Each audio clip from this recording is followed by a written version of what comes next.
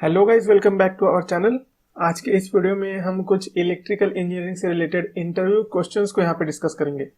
तो ये हमारा ट्रेडिशनल वीडियो तो नहीं है कि यहाँ पे हम जो एमसीक्यूज या ऑब्जेक्टिव क्वेश्चन डिस्कस करेंगे। मैंने सोचा यहाँ पे थोड़ा आपसे इंटरव्यू क्वेश्चंस को भी डिस्कस कर लें। तो इंटरव्यू देते समय अगर आपको ये लगता होगा कि भाई बहुत ही डीप और कंसेप्ट बेस्ड क्वेश्चंस को पूछा जाएगा, तो आप रॉन्ग है। क्योंकि इंटरव्यू लेने वाला सिर्फ ये देखता है कि भाई इसकी कैपेबिलिटी या कैपेसिटी है कि नहीं हमारे ऑर्गेनाइजेशन में काम करने की।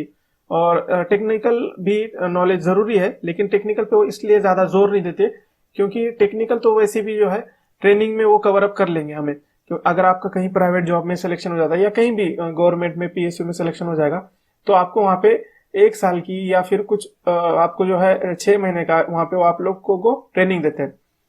तो इसलिए वो टेक्निकल में ज्यादा डीप नहीं जाएंगे आपको इंटरव्यू क्वेश्चंस में। तो आपको सिर्फ जो है बेसिक बेसिक चीजें पूछेंगे और बस यही एक्सपेक्टेशंस होती है आपकी। तो इसलिए आपको घबराने की जरूरत नहीं है और मेरी ये बात सुन के आपको इसको लाइटली लेने की भी जरूरत नहीं है, क्योंकि technical is very important. Technical होने की वजह से ही तो आपको जॉब देंगे, तो इसको ज्यादा हमें लाइटली भी नहीं लेना चाहिए। लेकिन मेरा कहना यह है कि आपको यहाँ पे डरने की भी जरूरत नहीं है। तो कुछ ऐसे ही क्वेश्चन को हम डिस्कस करेंगे। इंग्लिश में भी मैं बताऊंगा आपको आंसर कैसे देना है, और मैं आपको समझाने के लिए हिंदी में भी एक्सप्लेन करूंगा। तो चलिए शुरू करते हैं आज के इस वीडियो को। हाँ, और एक बात ये भी है कि 2015 में मेरा एलएनटी कंस्ट्रक्शन में जो है इंटरव्यू हुआ था कैंपस ड्राइव में, तो वहां पे भी मेरा सिलेक्शन हुआ था। एक्चुअली 2015 से मैंने 2017 तक एलएनटी कंस्ट्रक्शन में सर्विस किया है। तो उसमें जो मुझे 2 क्वेश्चंस पूछे गए थे वो भी यहाँ पे मैं आपसे डिस्कस करूंगा, लेकिन वीडियो के एंड में। तो इसलिए आप वीडियो को एंड तक जरूर देखिए। तो चलिए शुरू करते हैं। फर्स्ट क्वेश्चन है, व्हाट इज इलेक्ट्रिक ट्रैक्शन। तो ये एक बेसिक सा क्वेश्चन है कि ट्रैक्शन, इलेक्ट्रिक ट्रैक्शन क्या है। तो देखो भैया, ट्रैक्शन तो हम किसको कहते हैं? ट्रैक्शन उसको कहते हैं जो रेलवेज होता है, ट्रैम्प्स और ट्रॉलीज, ऐसे जो इक्विपमेंट्स और डिवाइसेस या मशीनरी होती है, इसको हम ट्रैक्शन कहते हैं। तो इलेक्ट्रिकल ट्रैक्शन किसको कहेंगे? जिसको चलाने के लिए, जिसको पावर अप करने के लिए हम इलेक्ट्रिसिटी यूज करेंगे, उसको कहते हैं इलेक्ट्रिक ट्रैक्शन। तो इसको हमें जवाब कैसे देना है इंटरव्यूअर को, देखिए। Electrical traction means using the electrical power for traction system. समझ गए आप लोग? तो नेक्स्ट क्वेश्चन है, what are the operations carried out in thermal power station. Thermal power station पे क्या ऑपरेशंस होते हैं? देखो भाई, थर्मल पावर स्टेशन में क्या होता है? इलेक्ट्रिसिटी जनरेट होती है, ठीक है। तो वो कैसी होती है, डायरेक्ट आंसर में हम देखेंगे पहले। The water is obtained in the boiler and the coal is burned so that the steam is obtained and this steam is allowed to hit the turbine. The turbine which is coupled with the generator generates the electricity. यानी क्या है, पहले हम water को जो है वो boiler में डाल देते हैं और बॉयलर को हम बर्न कैसे करते हैं? वो कोल को बर्न करके जो है वहां पे हीट प्रोड्यूस करते हैं। वो हीट क्या करेगी? वाटर को जो है स्टीम में कन्वर्ट कर देगी, और ये स्टीम क्या करेगी? टर्बाइन को स्ट्राइक करेगी। जो टर्बाइन होगा जो जनरेटर से कपल्ड होगा, आगे जाके यहाँ पे जनरेटर से जो कपल्ड होगा, और जनरेटर से जो है हमें 3 फेज में या फिर जो भी है इलेक्ट्रिसिटी जनरेशन मिलेगा। तो आपको इस तरह से आंसर देना है कि the water is obtained in the boiler and the coal is burned so that the steam is obtained and the steam, जो यहाँ पे जो स्टीम जाएगा, is allowed to hit the turbine which is coupled to the generator and it generates the electricity. आपको interview देते समय ये भी बात याद रखनी है कि जो आपको क्वेश्चन पूछा है आपको सिर्फ उसी का जवाब देना है, बात को इधर उधर घुमाना नहीं है, ठीक है। नेक्स्ट क्वेश्चन है, how tube light circuit is connected and how it works.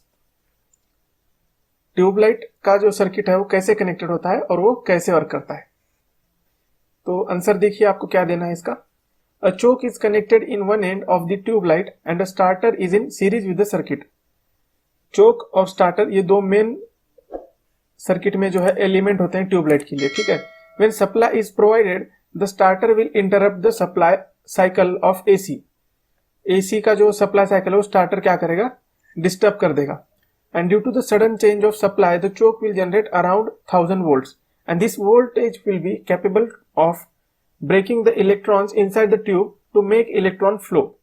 Once the current passes through the tube, the starter circuit will be out of the part. Now there is no change of supply. It causes the voltage to normalize itself and act as the medium of the current. यहाँ पे minimise नहीं, medium of the current आना चाहिए, ठीक है। Next question है, what are the advantages of speed control of motors using thyristor. Thyristor use करके हम अगर मोटर को कंट्रोल करेंगे तो क्या एडवांटेजेस हैं। तो इसके एडवांटेजेस 3 है, और भी है लेकिन मेनली ये 3 होंगे। देखो, पहला तो है fast switching characteristics than BJT और आईजीबीटी। ये जो ऐसे डिवाइसेस हैं ट्रांजिस्टर टाइप, इनसे ज्यादा जो है स्विचिंग कैरेक्टरिस्टिक होता है इसका, यानी हम ऑन ऑफ इसको बहुत ही सडनली भी कर सकते हैं। दूसरा है लो कॉस्ट, इसका कॉस्ट बहुत ही लो होता है as compare to other devices. और तीसरा है हाइयर एक्यूरेसी। अब यहाँ पे हाइयर एक्यूरेसी क्या होता है कि अगर हमें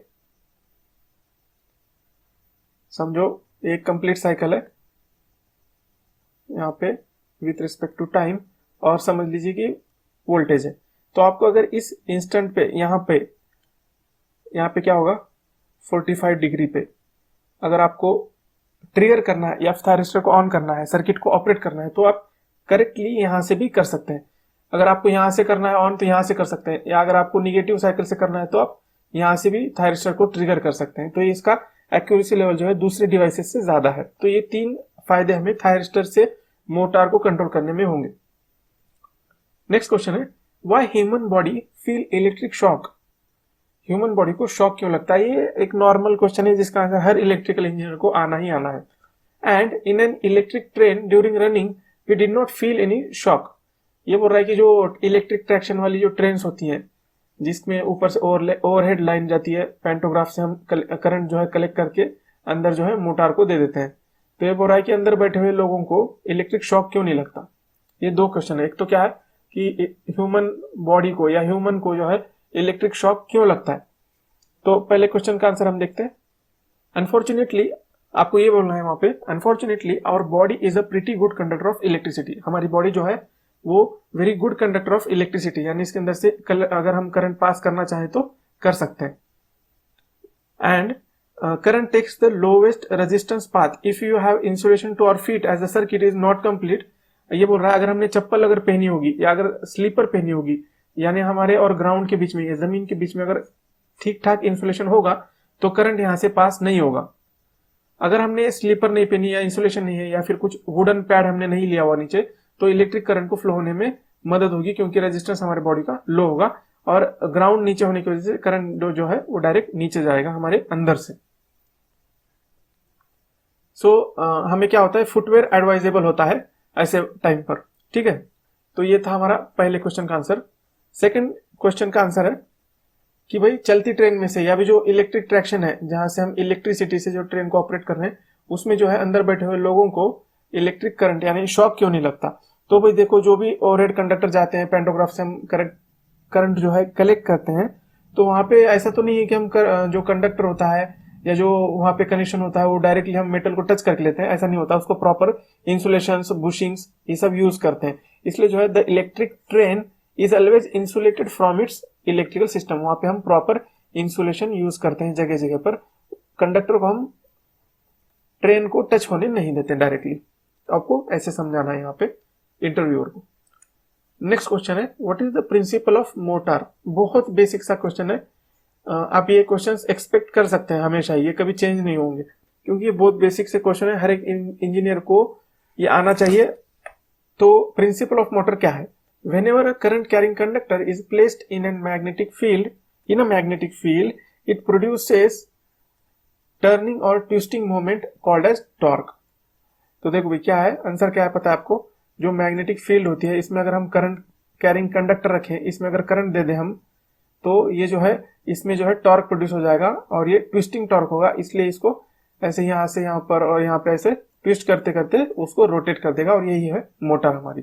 तो आप कहना है कि whenever a current carrying conductor is placed in a magnetic field, it produces turning or twisting moment called as torque.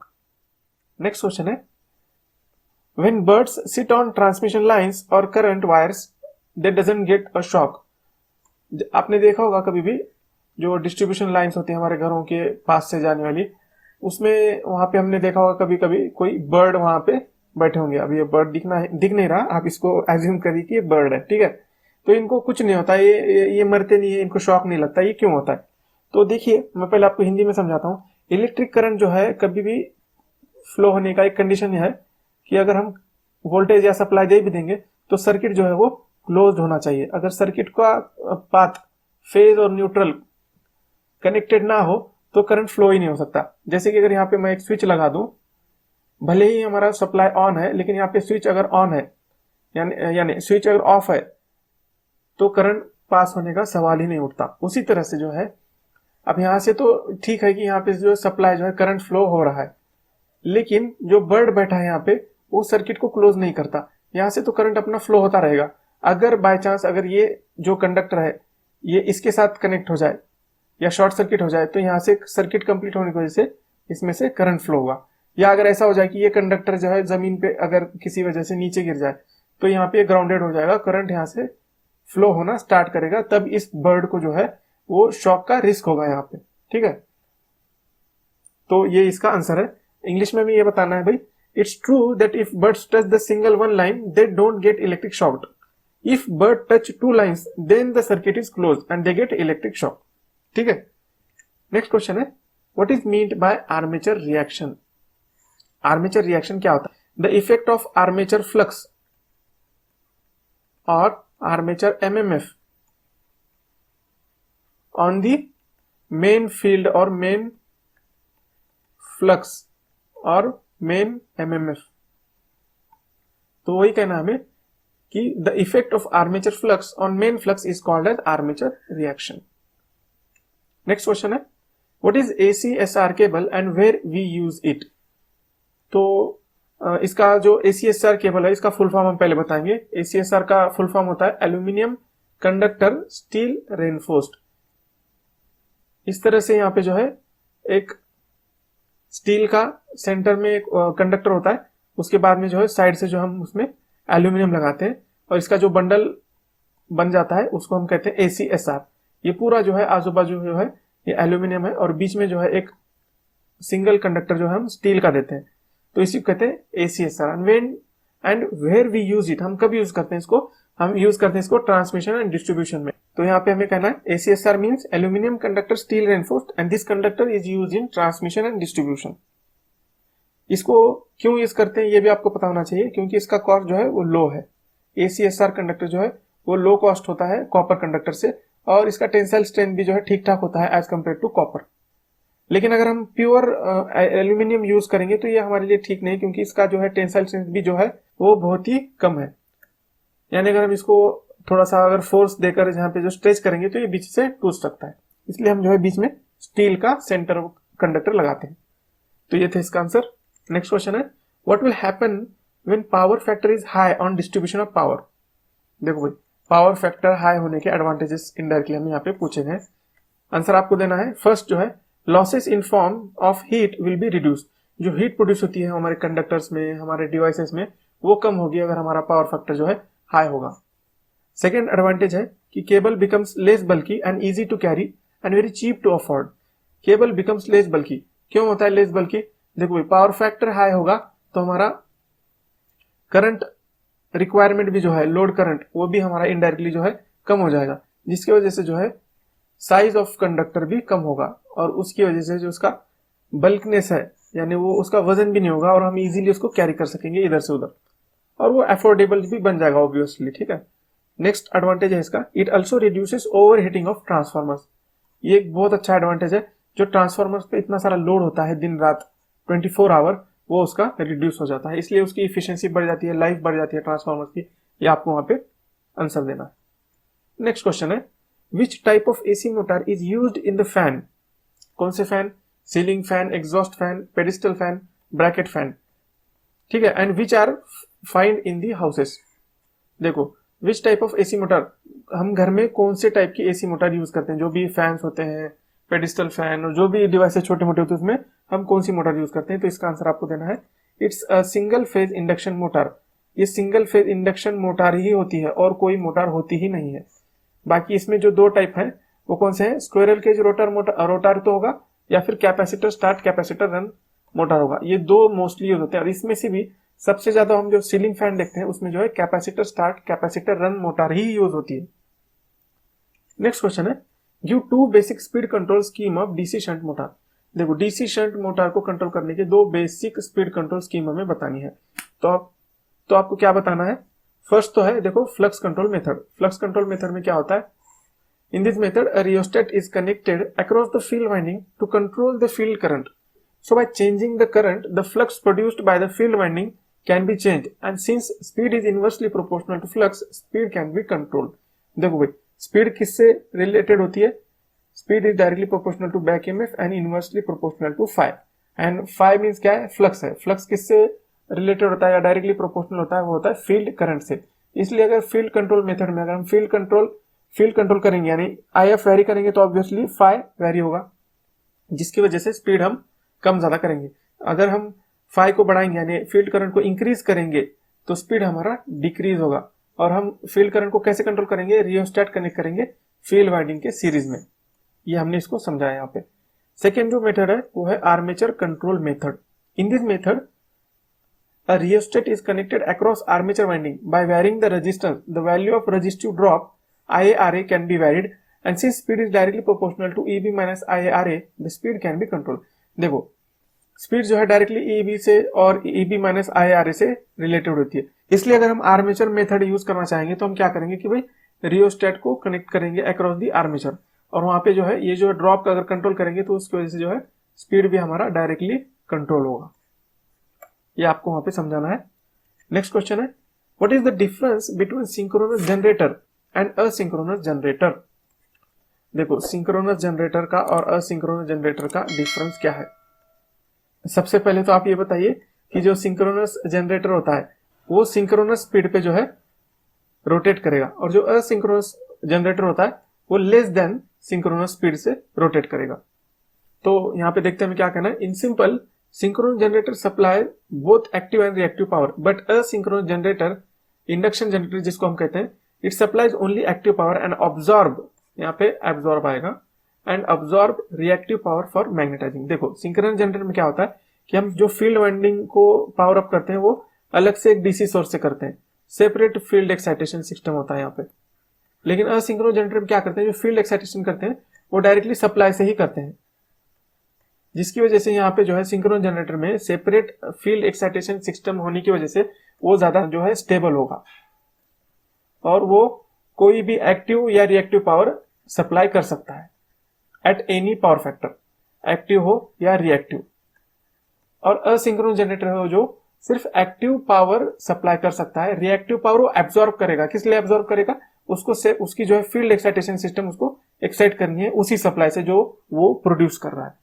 तो ये आपको इतना ही कहना है कि भाई देखो सिंक्रोनस जनरेटर जो है वो एक्टिव पावर और रिएक्टिव पावर दोनों प्रोड्यूस कर सकता है, लेकिन असिंक्रोनस जनरेटर जो है वो सिर्फ एक्टिव पावर डिलीवर कर सकता है और रिएक्टिव पावर को वो एब्जॉर्ब करता है।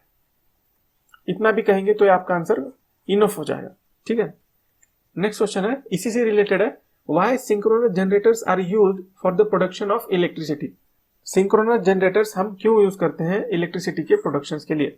देखो जैसे कि मैंने अभी बताया सिंक्रोनस जनरेटर का क्या फंडा होता है, इसमें जो है फील्ड जो एक्साइटेड करते हैं हम वो सेपरेट सिस्टम होता है, यानी सेपरेट उसका वोल्टेज सोर्स होता है जिससे हम फील्ड एक्साइट करते हैं, जिसकी वजह से क्या होता है हम फील्ड करंट को अगर हम वेरी करेंगे तो हम आउटपुट को भी वेरी कर सकते हैं। कैसे? अगर फील्ड वेरी हो जाएगा तो उसका हम पावर फैक्टर भी कंट्रोल कर सकेंगे, और हमें एक्टिव या रिएक्टिव पावर सप्लाई करना है ये भी हम फील्ड करंट को कंट्रोल करके चूज कर सकते हैं। ये इसके जो है एडवांटेजेस हैं। और दूसरा क्या है कि सेपरेट फील्ड एक्साइटेशन सिस्टम यानी सेपरेट सिस्टम होने की वजह से जो है यहाँ पे सिंक्रोनस जनरेटर जो है वो स्टेबल होता है हमेशा, इसलिए इसकी स्टेबिलिटी ज्यादा होने की वजह से हम इस पे ज्यादा रिलायबल रह सकते हैं। तो ये इसका एक एडवांटेज है, इसीलिए हम सिंक्रोनस जनरेटर ही यूज करते हैं किसी भी इलेक्ट्रिसिटी जनरेशन सिस्टम में।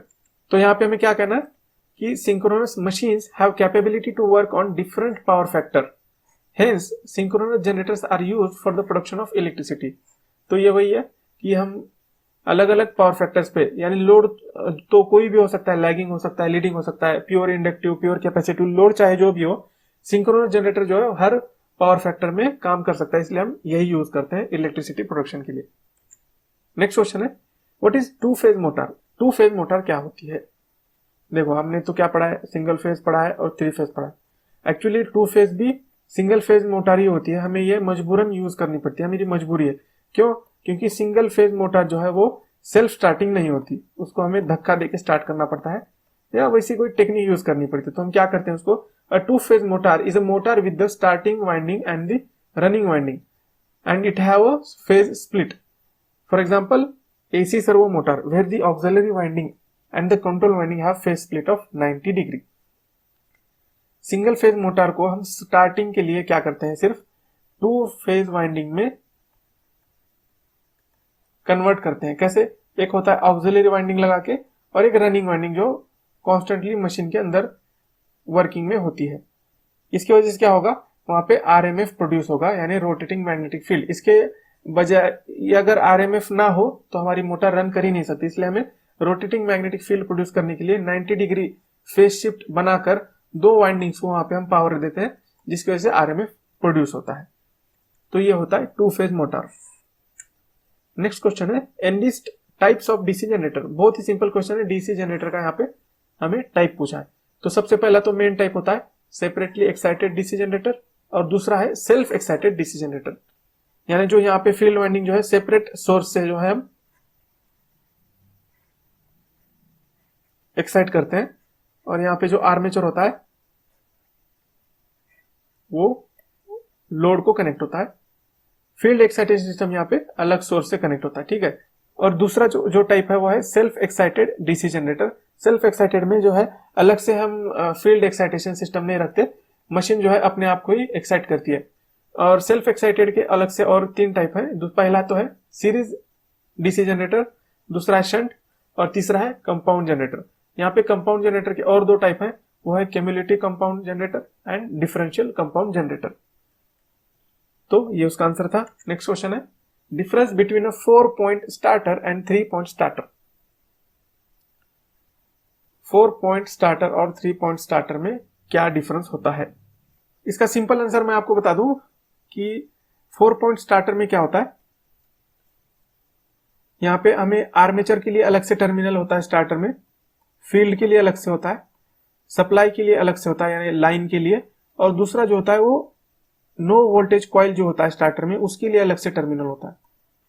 और 3 पॉइंट स्टार्टर में क्या होता है, सिर्फ आर्मेचर, फील्ड और सप्लाई यानी लाइन, ये तीनों का ही टर्मिनल होता है कनेक्ट करने के लिए। ये जो मेन डिफरेंस है, इसी को हमें कैसे कहना है कि the shunt connection of 4 point starter is provided separately from the line, whereas 3 point starter it is connected with line which is the drawback in 3 point starter. ये इसका ड्रॉबैक है कि हम नो वोल्टेज कॉइल को जो है अलग से सप्लाई नहीं दे सकते।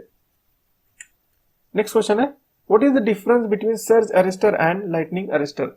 सर्ज अरेस्टर में और लाइटनिंग अरेस्टर में क्या डिफरेंस है। तो देखो डायरेक्टली आंसर पे जाते हैं हम। LA is install outside. LA जो है वो आउटसाइड जो है इंस्टॉल होता है, यानी जैसे ट्रांसफार्मर वगैरह हमारा खुले आसमान के नीचे इंस्टॉल होता है, वो कहीं अंदर रूम में हम जो है इंस्टॉल नहीं कर सकते। तो उसी तरह से जो सर्ज अरेस्टर है वो इनसाइड हम इंस्टॉल करते हैं सबस्टेशन के बिल्डिंग के अंदर, आप कह सकते हैं, या फिर पैनल्स में आगे यहाँ पे है। And the effect of lighting is grounded. Lightning arrester पे अगर कोई लाइटिंग आ जाए, हम लाइटिंग अरेस्टर क्यों यूज करते हैं, for the protection of equipments from over voltages और लाइटनिंग्स, जो बिजली कड़कती है हम उसके प्रोटेक्शन के लिए, ट्रांसफार्मर के प्रोटेक्शन के लिए यूज करते हैं। तो ये आउटसाइड इक्विपमेंट है और इसका जो इफेक्ट है वो ग्राउंडेड होता है, यानी अगर लाइटनिंग अरेस्टर पे लाइटनिंग स्ट्राइक करती है तो उसको क्या करेगा, सीधा ग्राउंड में उसको धसा देगा या फिर उसको ग्राउंड कर देगा। बाकी जो सर्ज अरेस्टर होता है इसके अंदर क्या होता है, अगर वो ओवर वोल्टेज हमारा पैनल्स में जाता है, डिवाइसेस में जाता है, तो उसको अंदर रजिस्टर्स में उसको सप्लाई दे देता है। अगर यहाँ पे ओवर वोल्टेज प्रोड्यूस हो गया तो सीधा रजिस्टर्स में जाएगा, जिसकी वजह से यहाँ पे उसकी पावर डिसिपेट हो जाएगी या उसकी एनर्जी वेस्ट हो जाएगी। इसी तरह से हमारा पैनल, हमारे डिवाइसेस जो है सिक्योर हम कर सकते हैं। तो क्या है यहाँ पे, where as surge arrester is install inside the panels comprising of resistors which consume the energy and nullify the effect of surge. Next question है why the capacitor works on AC only। Capacitors जो होता है वो हम सिर्फ AC में क्यों use करते हैं, DC में क्यों नहीं करते। इसका आंसर है आपको ये बताना है, generally capacitor gives infinite resistance to DC components, that is it blocks the DC components and it allows the AC components to pass through. देखो फंडा क्या होता है ना, जो इनफाइनाइट रेजिस्टेंस होता है वो कैसे प्रोड्यूस होता है, मैं यहाँ पे शॉर्ट में आपको बता देता हूँ आपके नॉलेज के लिए। आपको इतना डीप आंसर देने की जरूरत नहीं पड़ती, आपको इतना ही बताना है अगर इंटरव्यू में ये सवाल आपसे पूछा जाए। लेकिन आपके नॉलेज के लिए आपको पता होना चाहिए कि अगर इंटरव्यूअर आपसे घुमा फिरा के फिर उस पर ही आपको डीप जानना चाहे आपका नॉलेज, तो आप ये बताइए कि जो कैपेसिटिव रिएक्टेंस होता है 1/2πfc, और इंडक्टर का क्या होता है XL=2πfL। देखो अब डीसी में क्या होता है, डीसी में फ्रीक्वेंसी कितना होता है 0, जिसकी वजह से क्या होता है कैपेसिटिव रिएक्टेंस 1/0 = इन्फिनिटी। रिएक्टेंस ही क्या है, ओम में होता है, अपोजिशन ही होता है करंट के लिए, तो ये obvious XC is same as impedance. तो इसका इम्पीडेंस क्या हो गया डीसी सिग्नल के लिए इन्फिनिटी। इम्पीडेंस अगर इन्फिनिटी है तो करंट क्या होगा 0, तो यहाँ पे डीसी में वर्क नहीं करेगा। वेयर एज अगर हम एसी सब सिग्नल देते हैं जिसका समझ लो फ्रीक्वेंसी एक फाइनाइट आंकड़ा है जो है 50, अगर समझ लो 50 हर्ट्ज है, तो अगर हमें 50 हर्ट्ज रखेंगे तो एक डेफिनेट वैल्यू हमारी XC की मिल जाएगी, तो यहाँ पे वो इसको अलाउ कर देता है। यही फंडा होता है कि डीसी में फ्रीक्वेंसी 0 होने की वजह से इंपीडेंस जो है उसका इन्फिनिटी होता है, उसकी वजह से करंट फ्लो नहीं करता, उसको ब्लॉक कर देता है। तो ये इसका आंसर था। नेक्स्ट क्वेश्चन है how many types of cooling system in transformers. Transformer में कूलिंग सिस्टम कौन सा होता है। देखो इसका बहुत सिंपल आंसर है। एक तो होता है ON AN यानी oil natural air natural, oil natural air forced, oil forced air forced, oil direct water forced and oil forced air forced. और भी कई है लेकिन ये बेसिक से जो है एक ऑयल इमर्स ट्रांसफार्मर के लिए यही यूज किए जाते हैं ज्यादातर। तो ये आपको 5-6 जो है ये आपको वहां पे बताने हैं, ठीक है। तो गाइस जैसे कि मैंने बताया था वीडियो के स्टार्ट में, मैं 2 ऐसे क्वेश्चन बताऊंगा जो मुझे L&T कंस्ट्रक्शन के कैंपस ड्राइव में पूछे गए थे। यहाँ पे मैंने 2015 से 2017 तक जॉब किया है, बाद में मैंने हायर एजुकेशन के लिए जो है जॉब से रिजाइन कर दिया था। इसका इंटरव्यू में मुझे बहुत सारे क्वेश्चन पूछे थे, मैं इस वीडियो में 2 क्वेश्चन बताऊंगा। पहला तो था, मुझे पूछा गया था जो है what is power factor. Power factor क्या होता है, तो मैंने इसका आंसर गलती से दे दिया था, it is the angle between voltage and current, जो कि रॉन्ग है। आपको आंसर ये देना है कि it is the cosine angle between electric voltage and electric current, ये इसका प्रॉपर आंसर होगा, ठीक है। तो आप ये गलती दोहराइएगा मत, ये मुझसे यहाँ पे जो है गलती हो गई थी, ठीक है। और नेक्स्ट क्वेश्चन था विच type of motor used in electric traction and why. Electric traction में कौन सी मोटर यूज होती है और क्यों यूज होती है। देखो यहाँ पे जो है इलेक्ट्रिक ट्रैक्शन में हमें रिक्वायरमेंट होती है हायर स्टार्टिंग टॉर्क की, तो इसकी वजह से ऐसी मोटर यूज करना पड़ेगा जिसका स्टार्टिंग टॉर्क जो है मैक्सिमम हो। ऐसी 2 मोटर्स हैं, ठीक है। अगर डीसी सप्लाई है तो सीरीज मोटर होती है जिसमें हायर स्टार्टिंग टॉर्क हमें मिलता है, और अगर एसी सप्लाई है तो 3 फेज इंडक्शन मोटर। इसका अगर टाइप है तो स्लिप रिंग इंडक्शन मोटर आप कह सकते हैं, slip ring induction motor use करते हैं। तो ये इसका आंसर था। ये 2 क्वेश्चन मुझे पूछे थे। अगले वीडियो में मैं और क्वेश्चन बताऊंगा जो मुझे पूछे गए थे।